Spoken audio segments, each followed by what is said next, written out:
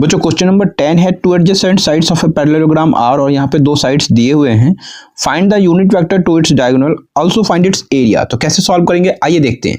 बच्चों question number 10 में यहाँ पर पैरेललोग्राम की बात की गई है, तो मैं पहले एक पैरेललोग्राम बना के दिखा देता हूँ आपको।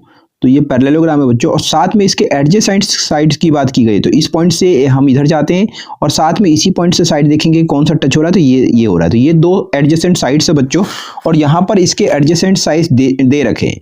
तो इसका ये जो साइड है बच्चों वो 2i cap minus 4j plus 5k cap दिया हुआ है, और ये साइड्स आपका i cap minus 2j cap minus 3k cap बताया हुआ है। ठीक है, इसमें आपको यूनिट वेक्टर फाइंड आउट करना बच्चों, जो कि पैरेलल होना चाहिए टू इट्स डायगोनल। तो ये डायगोनल है बच्चों, इसके क्या होना चाहिए, पैरेलल होना चाहिए यूनिट वेक्टर, राइट। तो सपोज करें बच्चों ये जो साइड्स है ये आपका ए वेक्टर है, ठीक है, ये ए वेक्टर है, और ये जो साइड्स आपको दिखाई दे रहा है ये आपका सपोज करें बच्चों बी वेक्टर है। अगर ये बी वेक्टर है तो इसी तरीके से हम इधर ड्रॉ करें तो ये भी बी वेक्टर होगा बच्चों, राइट। और ये जो फिगर होगा वो कुछ इस तरीके से बन जाएगा, इस तरीके से, और ये जो डायगोनल्स होगा बच्चों वो इस तरीके से होगा। ठीक है, तो ये ए वेक्टर हो गया और ये बी वेक्टर हो गया। तो ट्रायंगल लॉ के अकॉर्डिंगली ये जो सी वेक्टर होगा बच्चों, वो सी वेक्टर किसके इक्वल होता है, तो वो आपका ए वेक्टर प्लस बी वेक्टर के इक्वल होता है। ठीक है, आप यहाँ से यहाँ गए, यहाँ से यहाँ गए, तो शुरू से आप लास्ट में कहाँ गए उसके ये इक्वल होता है। ठीक है, तो ये triangles law of vector addition है बच्चों। ठीक है, तो इसी का यूज करके हम इसका यूनिट वेक्टर फाइंड आउट करेंगे, और हमें जो यूनिट वेक्टर फाइंड आउट करना है वो सी वेक्टर के पैरेलल होना चाहिए। तो ये सारी चीज मैं इसलिए बता रहा हूँ रफ में, ताकि आपको क्वेश्चन को सॉल्व करने से पहले समझ में आ जाए कि क्या करना है। तो जो यूनिट वेक्टर फाइंड आउट करना है वो सी कैप होगा, क्योंकि हम सी वेक्टर के पैरेलल फाइंड आउट कर रहे हैं। सी कैप का मतलब कि सी वेक्टर के पैरेलल का यूनिट वेक्टर। तो इसको कैसे फाइंड आउट करते हैं, तो सी वेक्टर और डिवाइड किससे करेंगे, सी वेक्टर के मैग्नीट्यूड से। ठीक है, तो इसके लिए अब हमें क्या क्या चीज चाहिए, सी वेक्टर चाहिए। तो सी वेक्टर को हम कैसे फाइंड आउट करते हैं, ए वेक्टर प्लस बी वेक्टर करके, और उसके बाद इसका मैग्नीट्यूड से। तो इस तरीके से हम इसका यूनिट वेक्टर फाइंड आउट कर लेंगे। तो चलिए इसको सॉल्व करना स्टार्ट करते हैं बच्चों। तो सबसे पहले हम लोग लेट करके चलेंगे कि ये जो हमें एडजेसेंट साइड्स दिया है वो ए वेक्टर और बी वेक्टर है। तो ए वेक्टर हम किसको कहेंगे, इसको हम ए वेक्टर लेट करके चलते हैं बच्चों। तो ये आपका 2i कैप माइनस का 4j कैप और ये आपका 5k कैप। ठीक है, ये आपको लिख देना बच्चों कि ए वेक्टर है। एंड करके आपको बताना है कि बी वेक्टर किसे आपने लेट किया है, तो ये जो सेकंड वाला जो एडजेसेंट साइड्स बताया हुआ है ये आपका बी वेक्टर है। तो ये आपका 2i cap minus 2j cap और ये आपका माइनस का 3k कैप। ठीक है, इसके बाद आपको लिख देना बच्चों therefore diagonal of the parallelogram, और ये क्या होगा, सी वेक्टर हम लेट करके चलते हैं बच्चों। तो ये सी वेक्टर किसके इक्वल है, तो ये ए वेक्टर प्लस बी वेक्टर। ठीक है, साथ में आप यहाँ पर साइड में मेंशन कर दें बच्चों, triangle law of vector addition का आपने यहाँ पर क्या किया है, यूज किया है। ठीक है, तो सी वेक्टर किसके इक्वल होगा बच्चों, तो A vector plus B vector. तो ए वेक्टर को लिखते हैं, तो ये ए वेक्टर है बच्चों, तो इसी को लिखेंगे 2i कैप माइनस का 4j कैप और ये आपका 5k कैप प्लस में। ठीक है, और उसके बाद प्लस करेंगे बी वेक्टर को। तो बी वेक्टर क्या है, ये है, इसी को लिखेंगे बच्चों। तो ये आपका प्लस करके i कैप माइनस का 2j कैप और माइनस का 3k कैप।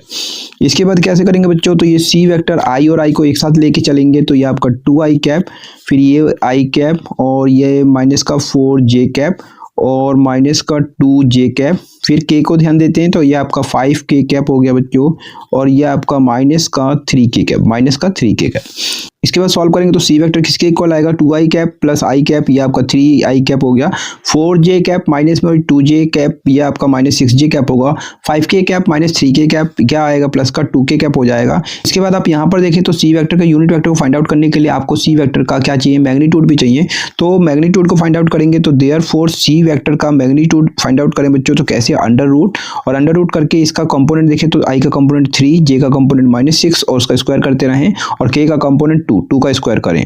तो इसको हम सॉल्व करेंगे तो ये आपका क्या आएगा, 9 आ जाएगा बच्चों, और ये आपका 36 और 2 का स्क्वायर आपका 4। तो इस तरीके से इसको प्लस कर दीजिए बच्चों, तो 49 आएगा, और इस तरीके से सॉल्व करें तो ये कितना आएगा, 7 यूनिट आ जाएगा बच्चों। तो ये इसका मैग्नीट्यूड आ गया, और हमें क्या फाइंड आउट करना है, सी कैप फाइंड आउट करना, मतलब सी वेक्टर का यूनिट वेक्टर। और ये जो सी कैप होगा यही यूनिट वेक्टर होगा जो कि डायगोनल के पैरेलल होता है बच्चों। तो जब भी हमें किसी के पैरेलल फाइंड आउट करना है तो हमें क्या करना है, उसी वेक्टर का हम क्या करते हैं यूनिट वेक्टर फाइंड आउट करते हैं उसी की डायरेक्शन में। तो फाइंड आउट करते हैं बच्चों सी कैप। तो इसके बाद आपको लिखना है बच्चों now unit vector parallel to its diagonal. तो पैरेलल टू इट्स डायगोनल क्या होगा, तो ये आपका सी कैप, और ये आपको लिखना है बच्चों सी वेक्टर, और डिवाइड करना है सी वेक्टर के मैग्नीट्यूड से। ठीक है, तो इसको हम फाइंड आउट करते हैं बच्चों। सी कैप क्या होगा, तो सी वेक्टर को लिखते हैं बच्चों, तो सी वेक्टर ये है, इसी को हम यहाँ पर लिखते हैं। तो ये आपका है 3i कैप माइनस का 6j कैप प्लस का 2k कैप, डिवाइड कर दीजिए बच्चों सी वेक्टर के मैग्नीट्यूड से। तो ये है आपका 7 यूनिट, इस 7 को i के साथ, फिर j के साथ और k के साथ लिख देते हैं बच्चों। तो ये आपका सी कैप क्या होगा, 3/7 आई कैप माइनस 6/7 जे कैप और ये आपका 2/7 ये आपका के कैप होगा। ठीक है, और इस तरीके से ये रिक्वायर्ड यूनिट वेक्टर आ जाता है जो कि पैरेलल होगा टू इट्स डायगोनल बच्चों। तो यहाँ तक तो आपको समझ में आ गया होगा। साथ में इसमें एरिया ऑफ द पैरेललोग्राम भी फाइंड आउट करना है। तो एरिया ऑफ द पैरेललोग्राम के लिए आपको पहले रफ में समझ लेना है कि एरिया ऑफ द पैरेललोग्राम, तो यहाँ पर मैं रफ में बता रहा हूँ, आपको ऐसे ही रफ में समझ लेना है कि एरिया ऑफ द पैरेललोग्राम कैसे फाइंड आउट करते हैं।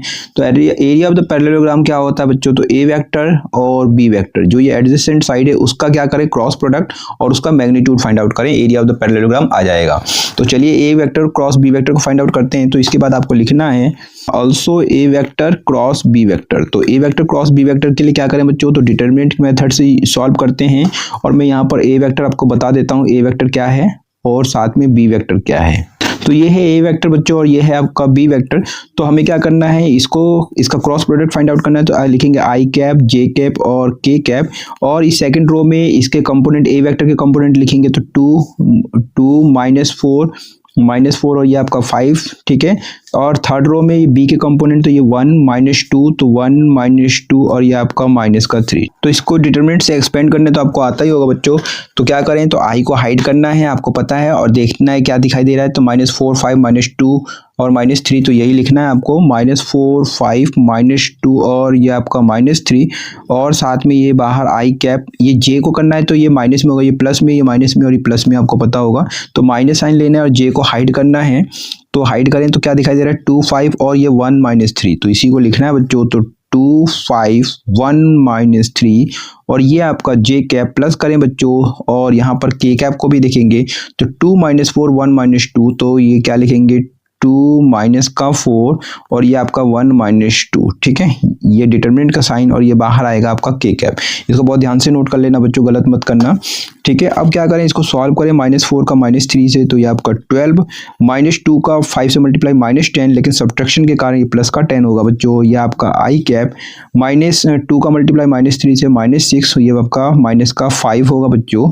और आपका ये जे कैप आगे सॉल्व करें तो 2 का -2 से मल्टीप्लाई तो -4, 1 का -4 से मल्टीप्लाई -4 आएगा, लेकिन सब्ट्रैक्शन के कारण ये प्लस हो जाएगा तो +4 और ये आपका के कैप। सॉल्व करेंगे 12 + 10 कितना हो जाएगा बच्चों, 22 आई कैप। ये आप देखें -11 और ये बाहर माइनस है तो प्लस का 11 जे कैप होगा। साथ में यहाँ पर देखें तो ये आपका क्या होगा, 0 के कैप होगा। तो 0 के कैप तो लिखने की जरूरत नहीं है, तो आप इसको हटा दीजिए नेक्स्ट स्टेप में। तो 12 आई कैप, 11 जे कैप और इसको लिखने की जरूरत नहीं है बच्चों। तो इस तरीके से ये जो आ रहा है बच्चों वो आपका ए वेक्टर क्रॉस बी वेक्टर आ रहा है। लेकिन हमें इसका एरिया फाइंड आउट करने के लिए इसका क्या चाहिए, हमें इसका मैग्नीट्यूड चाहिए। तो मैग्नीट्यूड को भी फाइंड आउट करते हैं बच्चों।